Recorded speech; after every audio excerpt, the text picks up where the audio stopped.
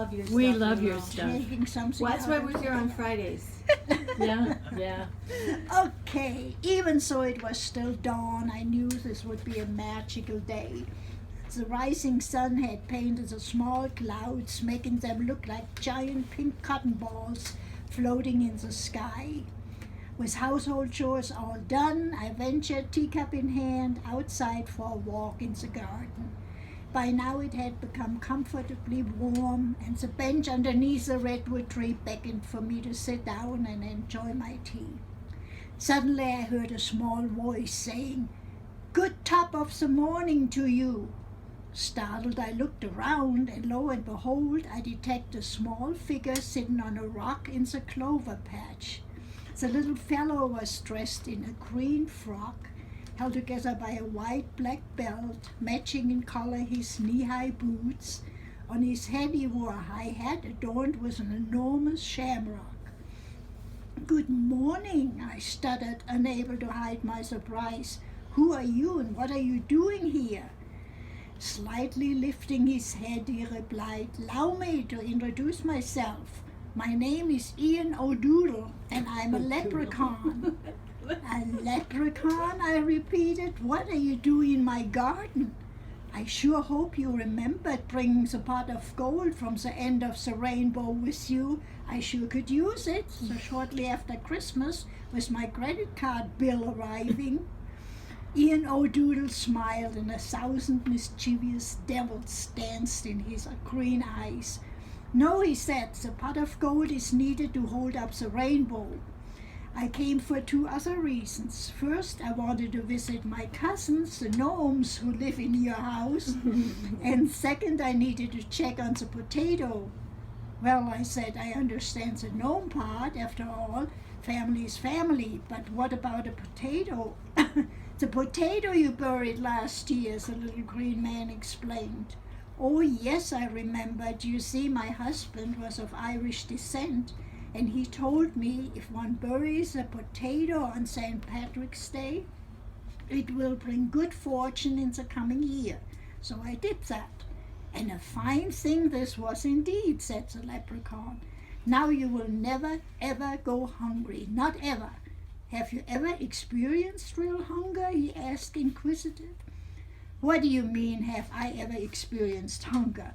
I said, almost harsh. "I was a war child. All I remember of my childhood is hunger. Do you remember how that felt?" he asked. "Oh, yes, I remember," was my reply.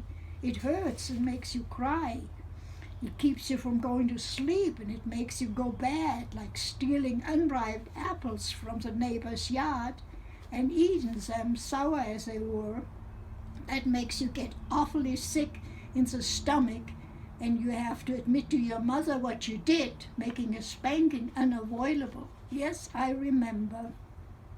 Ian O'Doodle silently looked at me, and I felt he understood. "What would have helped you more at that time?" he asked. "A pot of gold or a potato?" "Money and gold we had," I told him. "It was worthless, since there was no food to buy at any price. So I guess I would have to say a potato." He nodded in agreement and asked me where I had buried the potato last Patrick's Day. I took him to the spot in the garden, and with a wave of the shamrock from his hat, the ground opened and exposed the potato, along with a cluster of tiny potatoes, about the size of grapes. "You see," the little man explained, "pretty soon these small potatoes will be full grown, and each of them will develop into a new crop, and on and on. Come what may, you will never be hungry again. All you need to do is to walk out here and harvest the potatoes. You can make all kinds of dishes, such as Irish jam or potato dumplings," I interrupted. "Or potato collops," he shot back. "Or potato pancakes," was my reply. We came up with endless idea of what could be made from potatoes, until we both were exhausted. "I now have to go," said the leprechaun, looking at me with his green eyes. I had the distinct feeling I had seen these eyes before. Don't forget to bury another potato on St. Patrick's Day, were his last words before he disappeared. And I certainly will. When I came back to my bench, I sat down and I thought, this was a dream. Those things don't really happen. And I looked over where he sat and I found this. 4-leaf clover. Look at that. Wow. The last year I brought it in, it was fresh. Oh. So now, anyhow, That's really good. I love that. Sweet. I'm looking. so now you guys take over. That I never had before. Before. First Got comes the sunshine, Sunshine and then the rain. I'm probably the only one my age who knows that I song. know that. But Yeah, I'm but old. You're a little bit older. You're the I'm next a- generation. I was raised by my grandparents, so I learned all those songs. Oh yeah. What song was that now? I'm looking over a 4-leaf clover that I overlooked before.